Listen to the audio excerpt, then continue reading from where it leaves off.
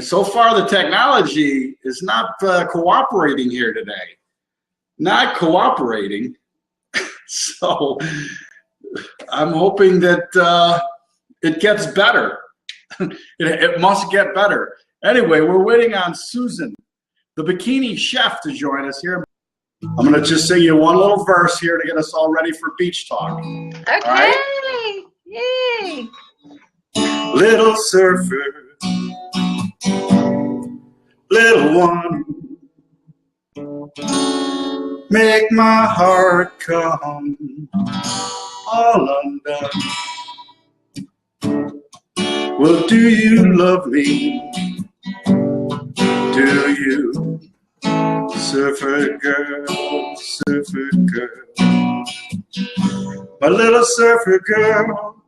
All right, that's it. I just got one, just one. But I knew that if I ripped into a little Beach Boys, you know, we're gonna get right to that mood mood of being on the beach, right? Yes, Susan, I didn't wear my bikini though. That's all right. That's all right. I'm not quite bikini ready yet, but I have to start this out by saying that I'm in Bend, Oregon, and today it was gorgeous, man. 60 and sunny, and I'm going earlier. Tomorrow I'm going to open it up. It's going to be opening day flip-flop weather in Bend, and I have to say that because my friends in the Midwest and in the Northeast are freezing their tuchuses off. Yeah. So it's up. Hashtag I'm sorry. Hashtag move. Hashtag do it right. Opening day flip flops tomorrow. It's today in Southern California. It was like 94 degrees. Get out of here. Yeah, definitely bikini weather here. I'm gonna adjust this light real fast. Yeah. So hold on. Yeah. I'm going to stay on the beach, by the way. Okay. Anybody have a problem with me on the beach? There, is that a little bit better? 22 degrees in Chicago. Wow. That's cold. It's disgusting there. I mean, it's I don't think I could live there very well. Yeah. I looked at the 10-day, and it's you know, it's not going to be above freezing in the next 10 days. So I can't deal with it. Wow. I'm done with that. Well, where you are now looks amazing. Yeah, right here, right on the beach with technology. I gotta remember to use the sunscreen and the sun. Whoa, bright sunshine. See how technology can just up it a little bit. All right, Susan, let me ask you some questions here. Let's fire with the bikini chef. Yeah. My first question. Where'd you come up with the Bikini Chef tagline? I think that's awesome. It's inspiring, and there's got to be a little history behind it. There's always a history to that. Yeah. So it really started when I grew up in the South in Georgia and Alabama. My family has a lake house in Alabama, and we would water ski all day and end up cooking in our bathing suits because we would be too, hungry to bother to change. I'm sure anybody who's ever done that, you've been on the lake or the beach or something, and you just hang out, end up cooking in your bathing suits.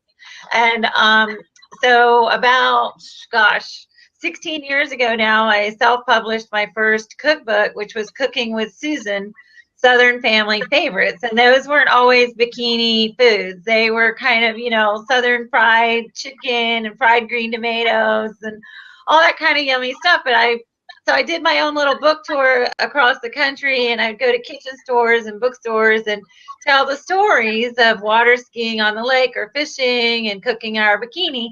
And as I did that, people started calling me a bikini chef, and it was bikini cooking. And so I used to even have like a little radio show, Bikini Cooking with Susan, that then grew into the Bikini Lifestyle show where we wine, dine, and work out. And that was on KABC radio in Los Angeles for 5 years. And the Bikini Chef name just stuck, and now she's become her own brand, because the Bikini Chef, me, is, I'm not going to live to be 1,000 years old. That might be pretty ugly, right? So So anyway, I created a caricature for the bikini chef so that she can live forever, and yeah, so I can be Susan.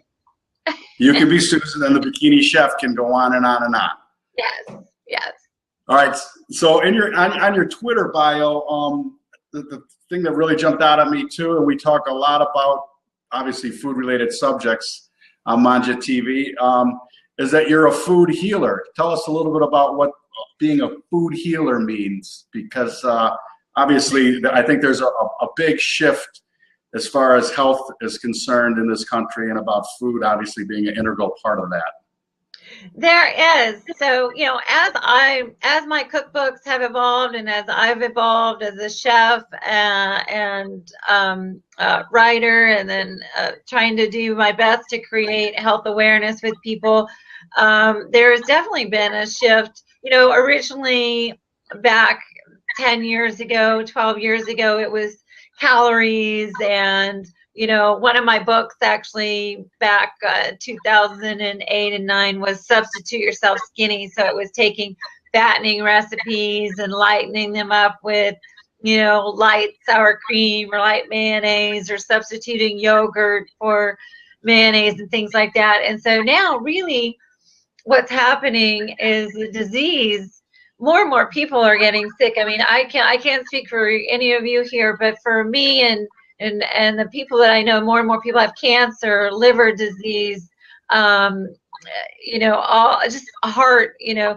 And my family member, my nephew, had heart surgery last year. He's only 26, and you know, he was born with an irregular heart, but still, even so, you know. And then good friends and family members have cancer and liver disease. So anyway, diabetes. So the principle of food healing, and I studied with a gentleman by the name of Jeff Premack, who is he's a Qigong master, and he's a food healing master, and he studied with different doctors of medicine, Chinese medicine, and sort of self-taught as well throughout his life. He's dedicated his life to healing through foods, and sort of going a counterculture to the Western medicine where they prescribe drugs and want to perform surgery. We're trying to say, no, let's heal the body from what we eat and drink to avoid the drugs and avoid the surgery. And so my belief is that a body that is healed naturally through foods will naturally lose weight. So that's where the weight loss comes in. And then through that, so the food healing then takes nutritional principles and food principles, and then takes them a step further to say, okay, if I'm experiencing joint pain or back pain or any kind of pain, really, what can I be eating? What can I be putting in my body to relieve that pain that's other than a drug? So, for instance, ginger root will do that. You know, watercress, things like that. So do you have food healing? Do you have recipes, specific healing recipes on your website?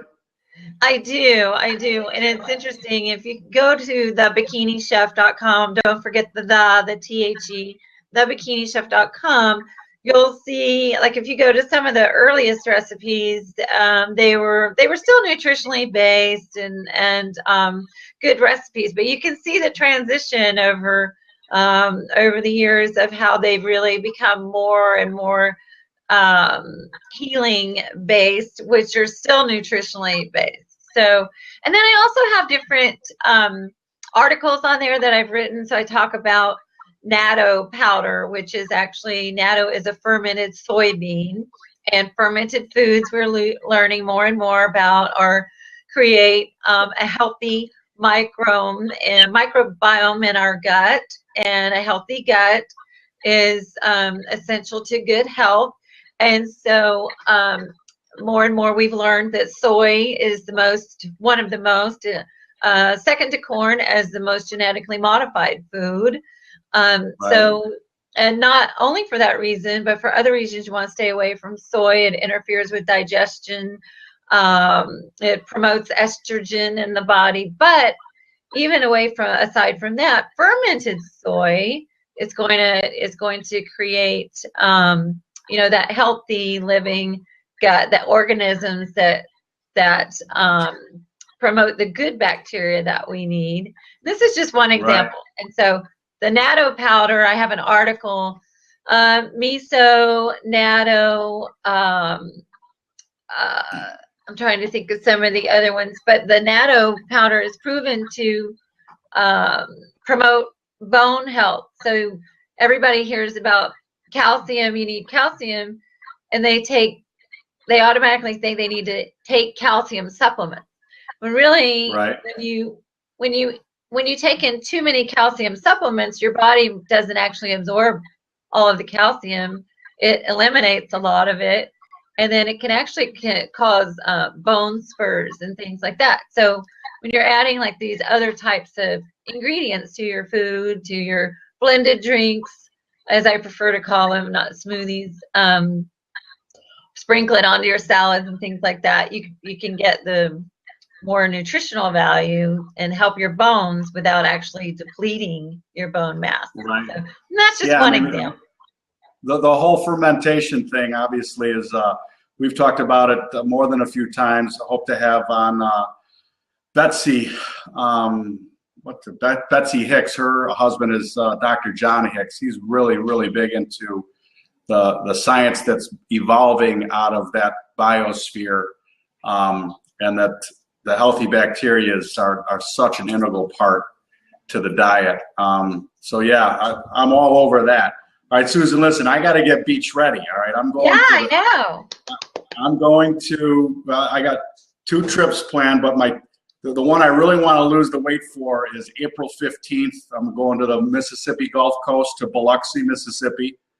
So I got about 8 weeks. All right. Now my high in October was like 240. Okay. All right. I'm down to 219, and in the next 8 weeks, I want to get down to like 190. So another 30 pounds. Okay. What do you think? I think you can do that. I think so. What changes? First of all, I want to say to Blog My Lunch that sugar is the enemy. That's true. Sugar is a huge enemy. Sugar is not our friend. Okay. Good fats are our friends. But so Bob, let's start with what have you done so far to make changes? What changes have you made to create that loss so far? And then I'll take you through my kind of steps. Okay. The biggest change that I made is I moved because I'm a commodity day trader during the day. Nice. And I'm building the Mangia nation and empire by afternoon and evening. But the biggest change was I took my trading desk and moved it out of the house. So, I just don't have the kitchen available to me, for that first 6 hours of the day. So I think that's probably the biggest change, was just, not having the proximity to not make good food choices at hand. And other than that, I really had just been trying to eat cleaner. So add some fermented, just make the vegetable portions bigger than the protein portions, things like that. Really killing it with the skillet, sauteed different kinds of vegetables like the Brussels sprouts or the beans or the rapini or the broccolini. Just kind of putting my cooking efforts towards making those vegetable dishes awesome. So I'm not concentrating on eating as many starches and as much protein. I think you're on the right track. You're doing all the right things. How is your exercise? Do you move that dad bod of yours? I'm running on the beach right now. Woo! I know, and you look great. All right, I'm just going to jog on the beach for the rest of this, so you can see that my heart rate's not even going up. Actually, yeah, that was the other thing. This year, I decided to instead of downhill ski here in Bend at Mount Bachelor, I've taken up cross country or skate skiing. Oh. Holy shit! you want to talk about a workout, man. That skate skiing will rearrange your face if you're not ready for the breathing that you're going to do. So yeah, I've definitely kicked up the exercise a little bit. The cross country skiing, a lot more calorie dependent than letting gravity pull you downhill. Yes. No, that's fantastic. So it really sounds like you're on the right track. You know, for people that are just getting started, I always kind of start by asking them, what is the reason? You know, why do you want to lose weight? And I try to get them to think about how they value themselves. Okay, so think about the value you place on yourself, and it's not selfish to value your body and yourself, but a lot of people, they don't really think about their own self-worth, and so they feed it whatever they think looks good or they think tastes good at the moment. And you know, I think many people follow that sort of impulse type of diet, or I don't want to cook, I need fast food. They dine out at restaurants a lot, and they don't really give much thought to what they're ordering on the menus or what they're bringing home, you know, to heat up or reheat. They just go, oh my gosh, this lasagna looks amazing, I'm going to eat that, you know. And so once you begin to really value yourself and see that you have worth and self-worth, then you might think a little bit more about the foods that you're feeding your body. So that's number one, is you have to think of, why do you want to lose weight? Is it just to fit, you know, in your bikini, or is it really because you really want a long-term change? Anybody can lose weight for the short term if they just, you know, eat less and exercise more. That's an old principle. But to really create lasting change and lasting weight loss, you have to make real lifestyle changes like you've been doing, Bob. I'm really proud of you. Yeah. So. Yeah, so I think what you say makes perfect sense to me, and I'll just go a little bit further with that on something that really stuck with me when I heard this gentleman by the name of Peter Sage, who's I guess you call him a business or lifestyle guru, but he talks about how much of your choices are driven through your identity. So you're right, when you do a check on your self-worth, I mean, your identity-driven choices have so much to do with your physical body, what you end up producing in this physical environment. And if you can change, if you can work on changing, because it takes some work to work on changing through mindfulness to change your identity. And Peter Sage talks about it in reference to a smoker that's trying to quit smoking. And as long as they say, when offered a cigarette, no, I'm trying to quit, they're not done. Their identity is still that they're a smoker.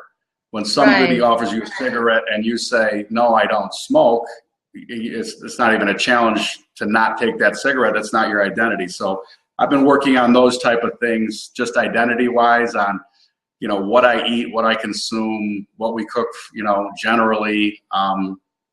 So those type of things have really helped, you know, in the grocery store, when you just go to the vegetables and look at the vegetables and think about how you can prepare vegetables, as opposed to, you know, the frozen dinner entree aisle. Those identity-driven choices become easier.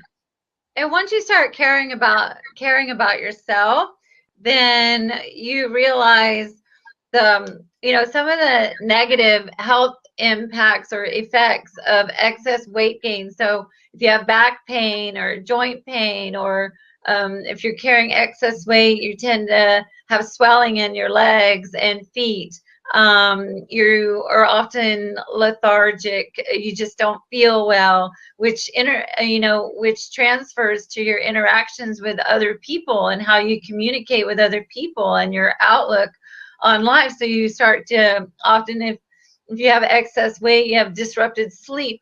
What else? And then of course, you know, the bigger ones, the bigger pictures of diabetes and heart attack and stroke. So once you start to think of your yourself and you think, oh gosh, I don't want to have a heart attack. I don't, or maybe I could alleviate this pain in my, that I have in my feet if I could drop some of the excess pounds. What can I do to do that? So when you start to think of food in terms of healing like that and real nourishment, then you'll be more inclined to change the types of foods that you eat. A colleague of mine just recently cured herself of breast cancer by completely changing her diet. And I'll go back to what Blog My Lunch said was sugar is the enemy. My colleague told me that sugar was the first thing that she cut out of her diet. And a byproduct of her changing her diet and focus on healing was that she lost 10 pounds. So a byproduct of choosing the more nurturing foods will be weight loss. But I do kind of have a little plan, so to speak, to get people started. All right. And I call it feeling alive. And so if you could put it into practice, the A is aligning your spirit.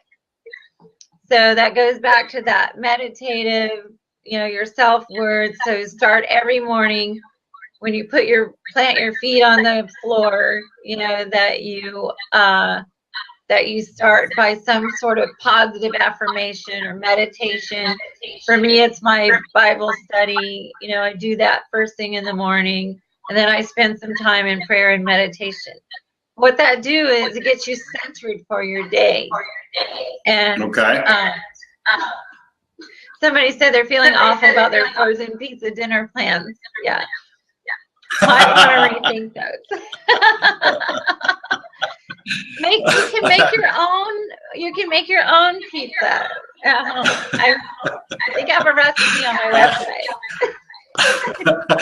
Ivy, you need to work on fresh flatbreads because we need some recipes for the Mangia food cart.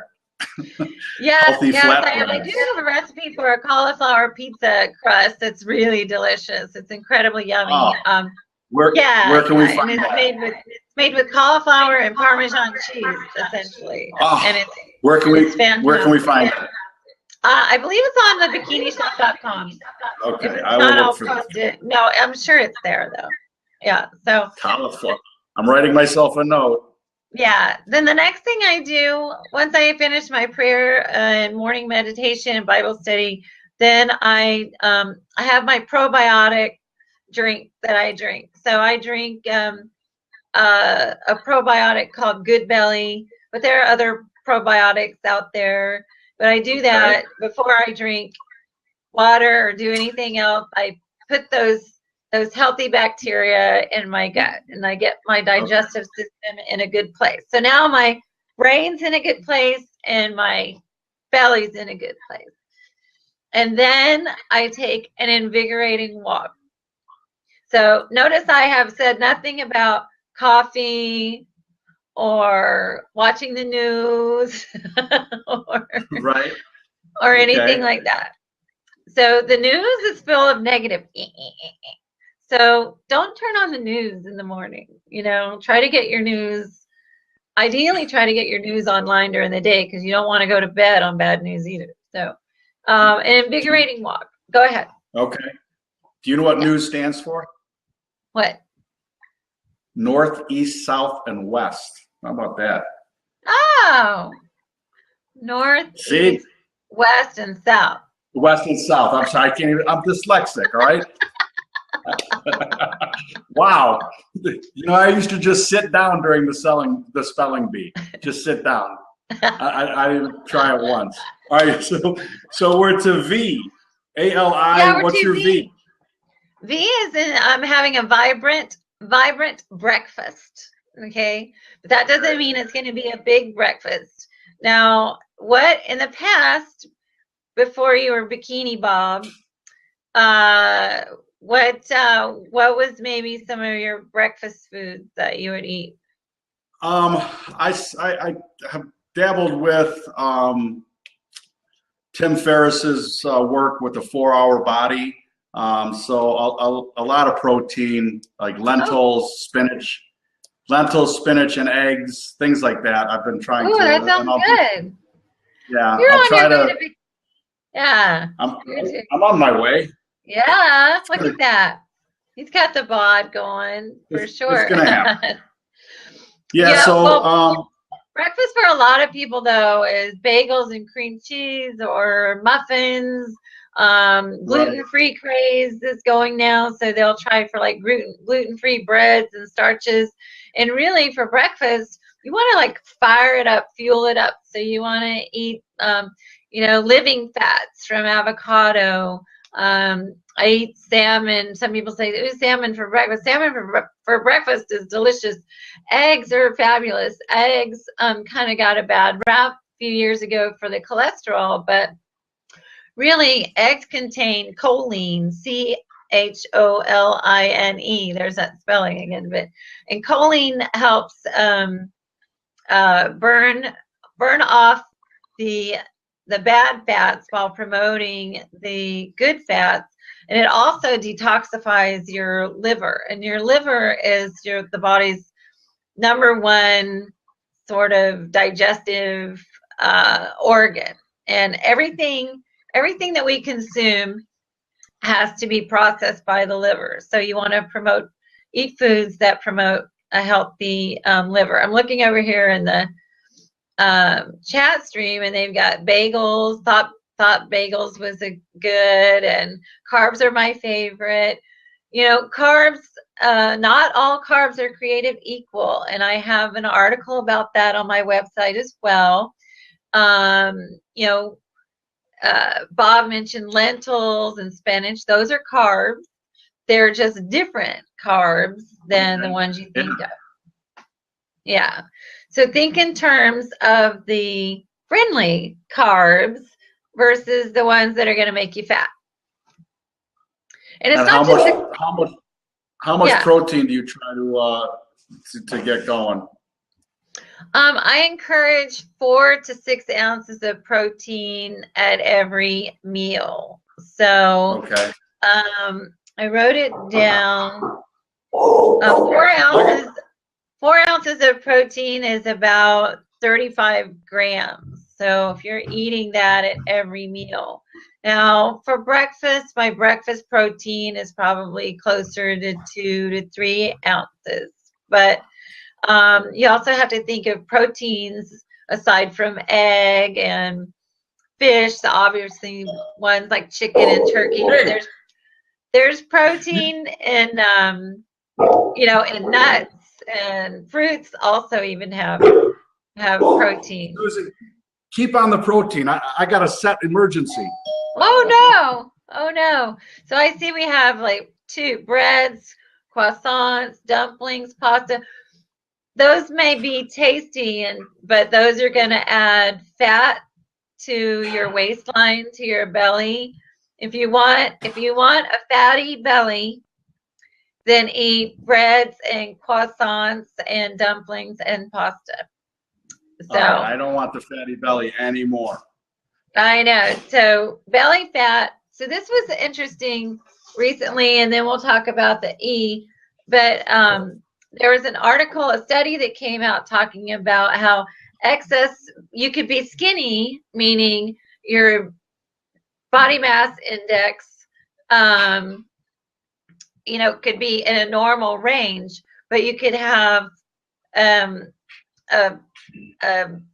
wide belly with a belly with a large circumference. And it was talking about they studied over 15,000 adults over a 14-year period, and they were talking about how there was the excess belly fat, even if you're technically not overweight, leads to premature death and risk of death.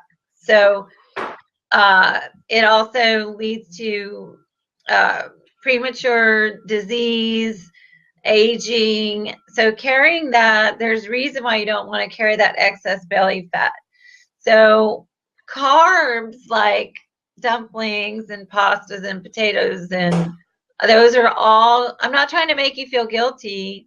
I'm trying to help you recognize Absolutely. the value in yourself and to create the desire in you because you value yourself as an individual and you have friends and family that love you and value you and want you to stay around and healthy for a long time.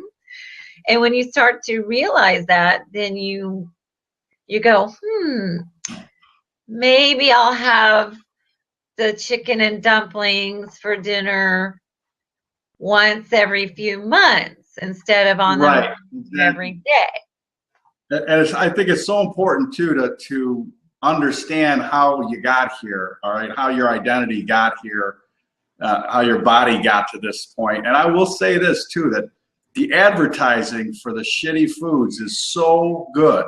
I mean, it's not, you know, seriously, it's not a mystery that we have this problem when the advertising hits those triggers in your brain. It is so good. I mean, I've said for a long time now on these Vamps, I mean, some of these food companies, especially the fast food ones, they don't even show their food. I mean, they are honing their message and they are so good at it. And you have to understand, you know, from that you need to change your identity, or you need to at least be aware of how successful they are and how they're targeting you and how you are, you know, fulfilling their bottom line by falling for their slick advertising. So Yes. Well, I'm working on my next book and I'm working on the proposal now. And so I'm spending hours and hours researching the history of these food companies and the GMOs and the pesticides and the antibiotics that they put in our chickens and our cows and how they really, these huge food manufacturers, they don't care about your health. They don't care about our health. They don't care about you. They don't care about me.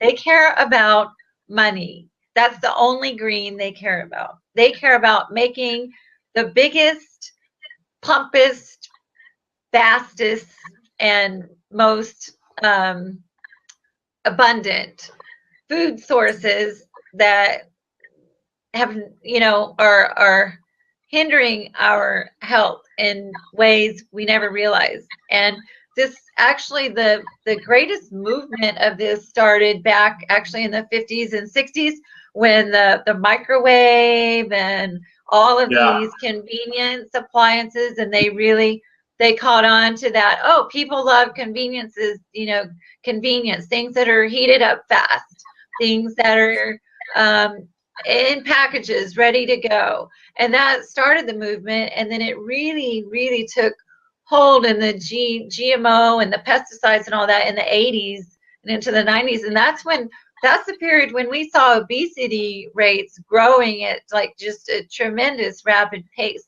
And so it seems like those rates have leveled off a little bit, but that doesn't mean, it just means that perhaps now we're starting to become a tiny bit more aware, or either we've maxed out, you know, like we can't get too much more, you know, fat. So the food manufacturers they're not our friends. They're all about themselves, and they're killing us, really.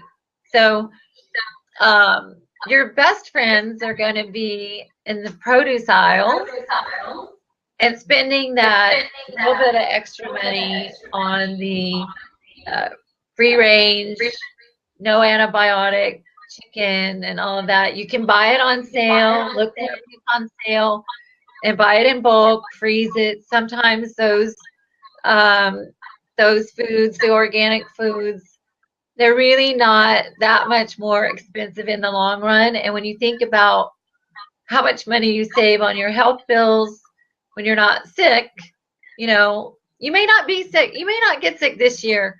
You may not get sick next year. But trust me, it's all around me. You know, people I know, ovarian cancer, breast cancer, bone cancer. It's everywhere. So you need to invest in your self-worth and value now so that you can go to the beach well into, you know, your more mature age. So right, Susan, we need to get, what's the E? We didn't talk about the E. The E is energizing snacks. And then we have here, he says, I got to get back into eating spicy Thai food. Spicy foods are good for you. Obviously, don't overdo them too much because they can, if you have too much in the way of spicy foods, they'll interfere, they'll hinder your intestines. But no, spicy food is good, natural metabolism booster, energizing snacks. So people get lethargic in the afternoon, 3 or 4 around this time of day. It's in between, you know, it's after the lunch, before the dinner, and they're just like have that afternoon slump.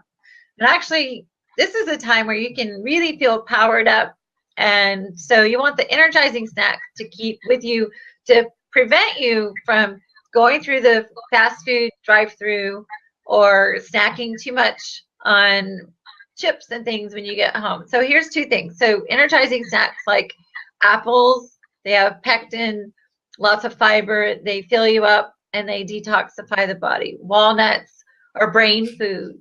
Almonds, all of these have proteins too. Almonds, cashews, goji berries are wonderful antioxidant.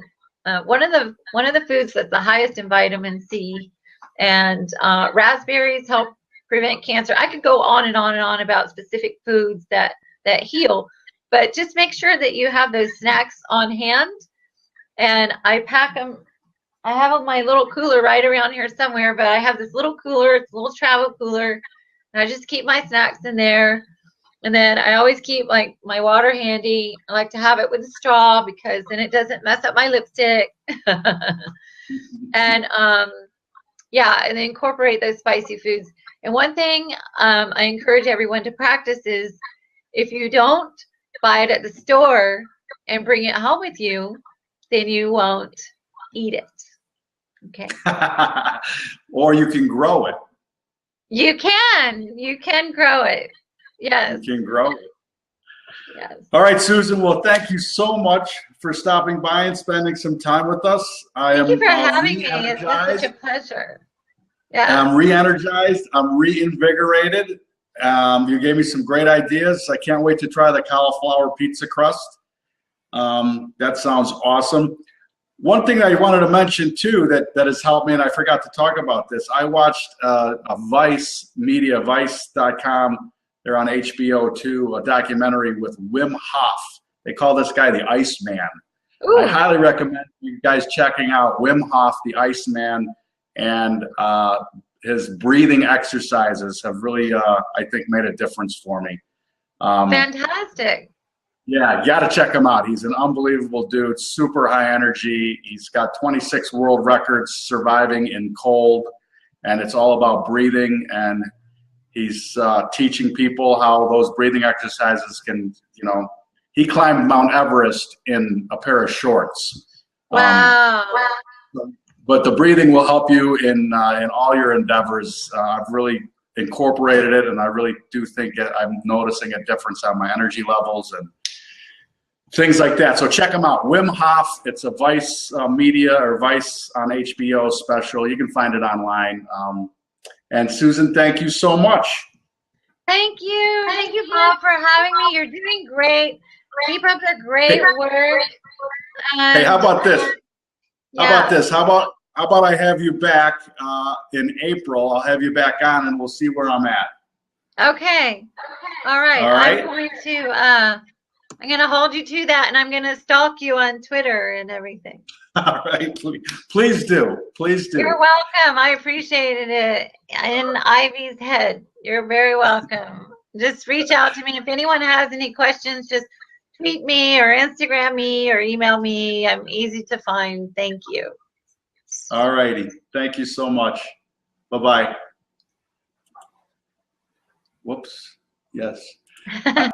I don't like how that says it on the Blab the Blab interface, it says, "Are you sure you want to kick this person out?" I'm not kicking her out. Why does it got to be that? I think they should change that. Are you sure you want to let Susan go to more pressing things in her life than talking with you folks at Mangia TV or something like that? I'm not sure. All right, listen, we got a couple of reminders, a couple of thank yous. Of course, thank you to Chicago Steak Company. By the way, if you enjoyed the content, please visit the website. If you're in the market for high-end steaks, or if you're in the market for incredible wine, use the links from the website with our affiliates, and we can make some money on that. Cellar Angel, Chicago Helicopter Experience. If you're in Chicago and you're suffering from the cold, we feel your pain at Mangia TV, West Coast crew. But you know, in 10 days it's going to get over freezing, so don't feel so bad about it.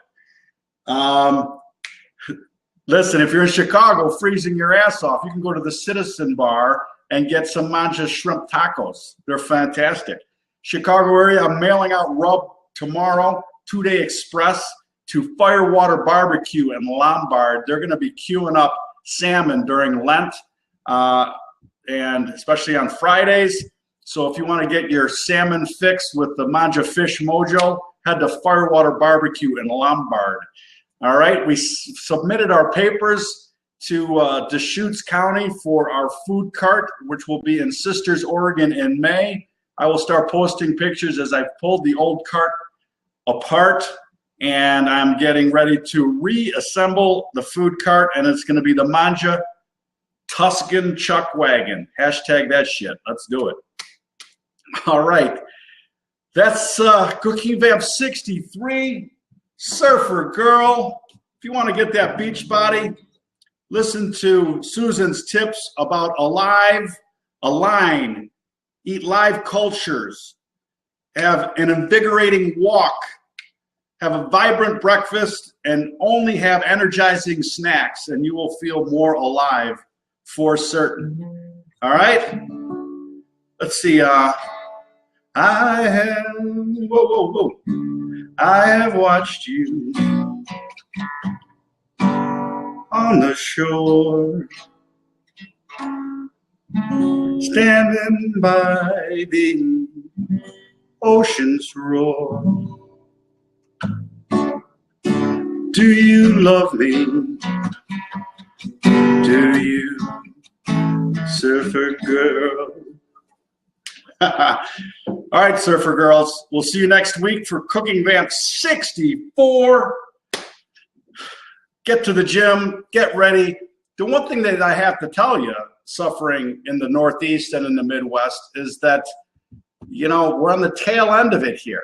You know, in a couple of months, I'll be sunburned and you guys will be ready to hit to the beach. All right. Thank you, Susan, the Bikini Chef. Check out her website. We'll see you next week. Have a great Monday. Hey, do yourself a favor and cook somebody a meal, all right? Maybe go out to the beach and build a fire and have a beach, you know, a beach boil. How about the beach boil? You heard the Beach Boys? How about a beach boil on the, you know, hey, if you're going to do the beach boil, you need a picnic table. So when you pour everything, you know, you got newspapers on the picnic table, you beach boil, put everything in there, like everything goes in there, clams and shrimp and crabs and potatoes and carrots. Let them boil. You got some Mangia spice in there for sure, man. Hit it with the shrimp mojo, and then you boil it, and then you just pour it on the picnic table. Give everybody a bib, all right? And then you wash off in the ocean. That's the beach boil.